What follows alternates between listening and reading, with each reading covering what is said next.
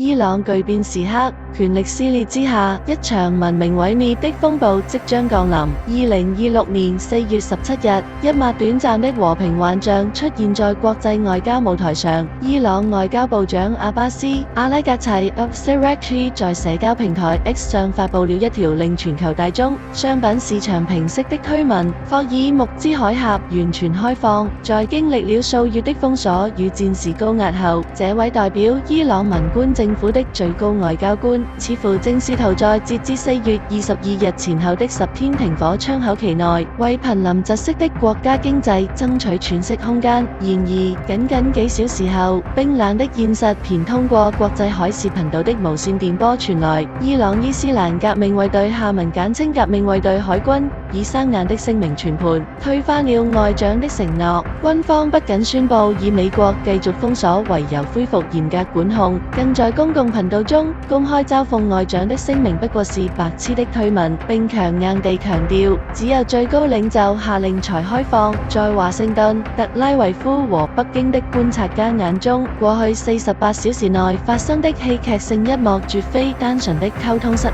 在2026年戰火重燃、前最高領袖遇襲身亡、引發空前權力更迭的動盪背景下，它是伊朗自1979年建政以來神權與共和雙重主權結構最赤裸裸的撕裂。當國家面臨生死存亡、貨幣里亞爾匯率跌入深淵、通脹撕裂社會共識之際，那層披着選舉外衣的西裝門面正在徹底褪去，而真正緊握國家命脈的槍桿子正毫無顧忌地接管這艘千瘡百孔的巨輪。1979年的幽靈，最高權力真空下的派系圖譜。要理解今日霍爾木茲海峽上空的迷霧，必須將目光投向1979年牙牙圖拉霍梅尼設計的雙軌制基因選舉產生的文官政府，負責日常的治理與喘息；而作為革命守護者的革命衛隊則負責純潔與威懾。在2026年，當新任最高領袖莫賈塔巴·哈梅內伊 Mojtaba Khamenei 剛剛接掌大權，政權合法性遭遇空前考驗的極端高壓下，這種制度張力已無可挽回地化身為3個截然不同的權力陣營。絕望的喘息者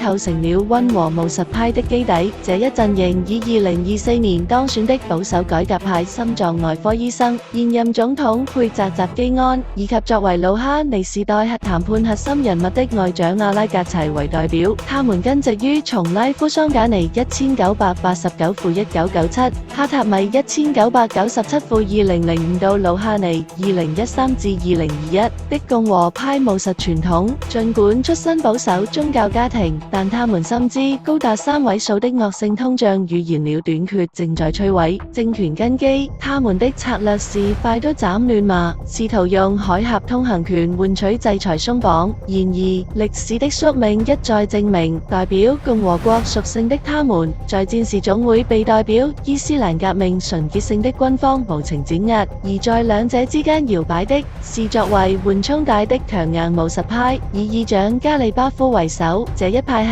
誕生於2000年代的老兵從政浪潮。加里巴夫不僅是亮衣戰爭老兵，更 Kenji4擔任革命衛隊空軍司令1997-2000和德黑蘭市長2005-2017。他以高效管理著稱，代表着軍方內部可控務實的一翼。他們承認平民經濟的潰敗，但堅持對等交換的底線，即美國必須先設封鎖艦隊，先簽協議，伊朗才解封。對他們而言，絕不單方面讓步是維持革命衛隊經濟帝國和戰略槓桿的必然選擇。最終的主宰者則是完全在野的絕對強硬派，以革命衛隊總司令艾哈邁德·瓦希迪 Ahmad Vahidi 為首。他們是1979年政權最原初、最純粹的守護者。在他們眼中，基於霍梅尼的法基克監護制 Valid-e Faqih，外交永遠只是暫時的戰術，槍桿子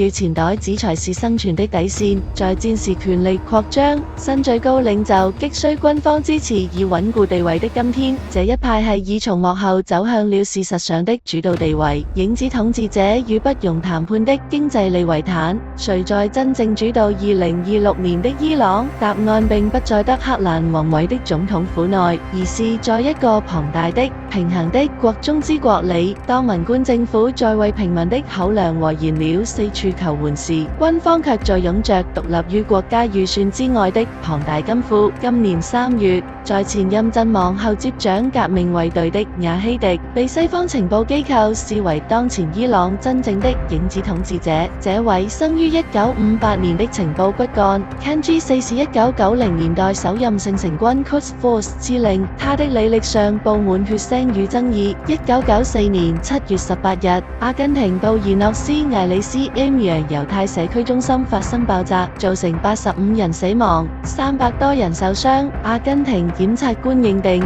瓦希迪當時直接負責統籌伊朗與真主黨的聯合行動網絡。2006年，阿根廷法官簽發逮捕令。2007年，國際刑警組織對其發出紅色通緝令，且至今有效。2024年，阿根廷最高刑事法院最終定性該案為反人類罪，並在2026年3月再次要求對包括他在內的10人進行缺席審判。在國內，瓦希迪同樣手腕鐵血。在2021至2024年擔任內政部長期間，他因主導鎮壓2022年馬克薩阿米尼抗議，包括下令斷網、授權致命武力、任意拘捕而被美歐最佳人權制裁。瓦希迪領導下的革命衛隊不僅掌控着海峽的快艇與岸基導彈、航空航天部隊的無人機，更控制着一個龐大的經濟利維坦。其直屬的巨型工程集團先知之營 Catamount Fuambia 控制着200至800家子公司，據估算佔據了伊朗國內生產總值 GDP 的20%至60%。該集團掌控的波斯灣石化工業公司甚至佔據了伊朗石化產能的40%和出口的50%。通過由200至550艘老舊郵輪組成的影子艦隊，這些船隻常年關閉船舶自動識別系統 IS， 頻繁更換船期並進行船對船轉運，以及在阿聯酋和香港等地的迷宮式前台公司，加上包含比特幣挖礦與穩定幣的加密貨幣網絡。革命衛隊每年能繞過制裁實現數百億美元的收入，這些資金不入國庫，直接流向中國的查胡煉廠結算，資助軍事預算，鎮壓機器與黎巴嫩真主黨、也門胡塞武裝等抵抗之胡的海外代理人。這種絕對的經濟與軍事雙重獨立性，正是革命衛隊敢於在全世界面前羞辱外長的底氣所在。懸在德黑蘭上空的戰斧，美以軍事打擊的五大選項與時間線，伊朗內部的公開撕裂，迅速被大洋彼岸的白宮轉化為談判桌上的籌碼。美國總統特朗普正以其標誌性的最大壓力結合交易藝術的風格介入這場危機。他在真實社交 Truth Social 平台上連篇累牘地嘲諷伊朗又想耍小聰明，直指革命衛隊推翻外長聲明的行為是敲詐，並強調這嚴重違反停火協議。華盛頓的極限施壓絕非僅停留在社交媒體的修辭上。根據戰爭研究所 Understanding.org 的最新伊朗特別報告，美國中央司令部 CENTCOM 的行動記錄，以及以色列時報的披露，結合今年2月28日美以大規模聯合打擊的模式，一份極具毀滅性的軍事選項清單已經擺在了總統的辦公桌上。當前可立即執行或短期升級的軍事選項被劃分為5個層級，首當其衝的且具有超過90%極高可能性的選項是強化封鎖與海上的致命打擊。目前這一行動正在執行中，美軍將繼續擴大對伊朗港口和沿海的完全封鎖。美國中央司令部明確表示，封鎖並不針對海峽本身的國際通行，但旨在完全切斷伊朗進出的海運。如果革命衛隊的快艇或岸基導彈進行挑釁，美軍將直接實施自衛反擊，瞬間摧毀快艇群、岸基陣地甚至班達爾阿巴斯港的部分設施，這已讓伊朗經濟處於窒息邊緣，高度契合了特朗普不能再敲詐我們的強硬表態。其次，被評估為有70%至80%可能性的選項是針對基礎設施的精確打擊，這也是特朗普反覆點名的核心威脅，以及直接引發全球原油市場恐慌的震源。目標直指全國發電廠、關鍵橋梁、煉油廠、南帕爾斯氣田設施以及先知之型的經濟帝國節點。美軍計劃動用 B-2與 B-52引申轟炸機，艦載 F-35C、F-斜槓更 A-18戰機、戰斧巡航導彈，並聯合以色列空軍的 F-35I 編隊。這一輪打擊將導致大面積停電、燃油短缺與物流崩潰，這正是特朗普在私下和公開場合多次威脅的所為。文明毀滅級打擊。第三個選項則是具有40%至60%可能性的高強度去能力化與核設施斬首行動，其目標直接鎖定亞希迪領導的革命衛隊總部、聖城軍關鍵節點、彈道導彈及無人機基地，以及福爾多科特和納坦茲 Natanz 的地下核設施。基於2月28日聯合打擊的坐標地圖，美以雙方可以迅速擴大行動規模。目前以色列國防軍與空軍均處於高度戒備狀態。總理內塔尼亞胡已公開宣稱，對伊朗的戰爭尚未結束。在這些硬殺傷手段之外，網絡戰、特種作戰與代理人行動的結合構成了關鍵的輔助致命選項。美國網絡司令部聯合以色列情報部隊8200部隊 Unit 8200計劃對伊朗電網、影子銀行和先知之型經濟帝國實施癱瘓式攻擊。同時，類似蠍子打擊特遣隊 Task Force Scorpion Strike 的美軍特種部隊將潛入執行針對性的斬首或破壞行動。最後，儘管概率被評估為不足20%，但一份被形容為石器時代級別的全面空中戰役與政權更迭支持計劃依然作為最極端的選項列在威脅清單上。若伊斯蘭堡談判徹底破裂，特朗普可能授權進行系統性打擊，徹底瓦解伊朗的電力、交通和石油出口能力，引發經濟與社會秩序的全面崩塌。一旦實施，不僅伊朗本土將淪為廢墟，被全面激活的中東抵抗之弧代理人網絡也必將令整個區域捲入戰火。在未來幾週的演進沙盤中，軍方的打擊計劃正緊扣着令人窒息的時間軸推進。4月19日至22日，即停火窗口的最後3天，伊斯蘭堡的秘密渠道被視為最後的談判機會。美國中央司令部保持着最高戒備狀態。如果伊朗拒絕做出開放海峽、凍結核計劃、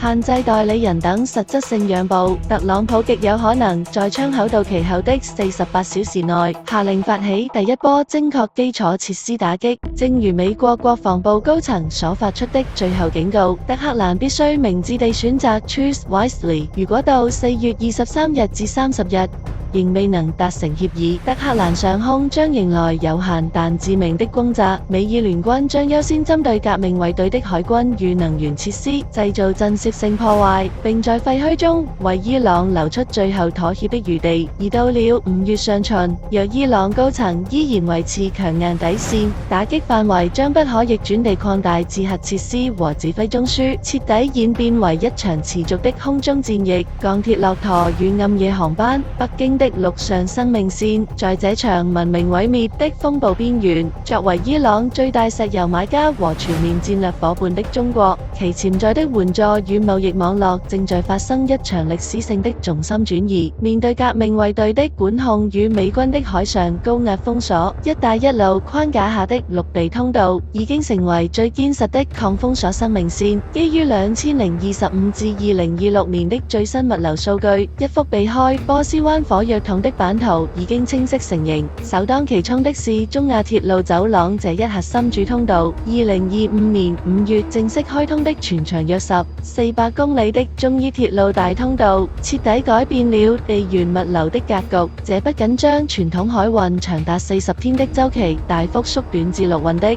15天左右，更實現了一條從中國如西安、義烏途經哈薩克斯坦、土庫曼斯坦，直達德黑蘭 Afrin 幹港的完全陸上閉環。2025年5月，首列滿載太陽能板的列車已成功抵達。在終於推進軌道電氣化和統一關稅的當下，這條不具航母封鎖的鋼鐵大動脈，正源源不斷地運送着集裝箱、機械設備與能源物資。緊隨其後的是巴基斯坦伊朗陸路走廊。2026年4月，巴基斯坦正式宣布開通伊朗中亞過境走廊，首批貨物已從卡拉奇發往烏茲別克斯坦，這意味着中國西部的物資可經由中巴經濟走廊 PAC 直達瓜達爾港，或進入公路網，無縫切入伊朗的內陸腹地。而在海空輔助的灰色地帶，局勢則顯得更為隱蔽和危險。儘管中國實體深度參與了那支向查胡煉廠輸送原油的影子艦隊，但在戰時美軍的高壓巡邏下，海上通道已不再是首選。而在空中，2026年雖有未證實的報道稱中國貨機通過關閉應答器的方式